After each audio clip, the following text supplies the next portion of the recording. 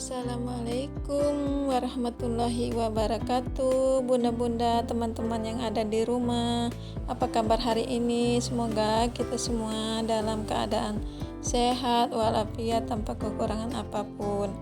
Nah, hari ini kebetulan saya ada jengkol tua ya.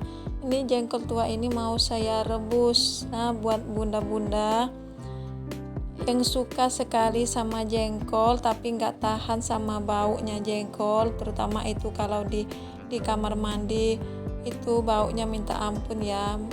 Ini saya kasih tips buat bunda-bunda di rumah biar jengkolnya itu nggak bau setelah direbus. Nah, ini saya kasih air dulu. Jengkolnya ini kebetulan sudah saya cuci ya bunda-bunda.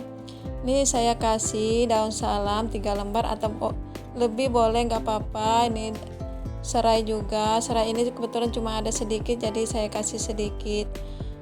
Kalau ada banyak nggak apa-apa, dikasih banyak ya bunda-bunda. Ini saya mau rebus, saya nyalakan dulu apinya. Setelah itu saya kasih gula sedikit. Setelah kasih gula sedikit, saya kasih garam sedikit ya. Garamnya jangan terlalu banyak karena takutnya asin bunda-bunda. Ini boleh dicoba ya bunda-bunda yang ada di rumah. Ini cara saya merebus jengkol biar nggak bau. Ini saya merebusnya itu sampai 15 menit sampai mendidih. Setelah itu saya matikan apinya dan saya diamkan sampai 30 menit ya, kurang lebih 30 menit ya bunda-bunda. Setelah 30 menit saya diamkan, itu saya nyalakan lagi kompornya. Saya masak lagi sampai mendidih.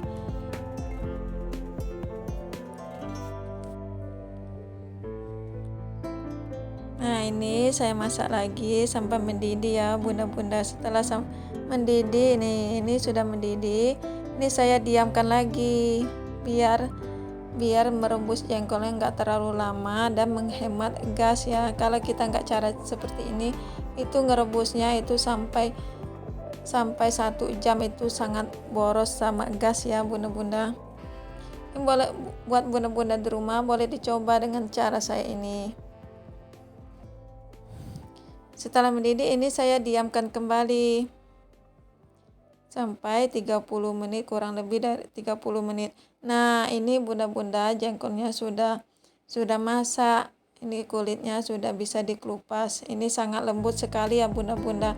Airnya ini sudah saya ganti bunda-bunda dengan air yang baru, yang air rebusannya tadi udah saya buang. Oke, sekian ya bunda-bunda, itulah tips dari saya, semoga bermanfaat. Terima kasih telah menyimak video saya sampai akhir. Jangan lupa like dan subscribe. Terima kasih supportnya. Assalamualaikum warahmatullahi wabarakatuh.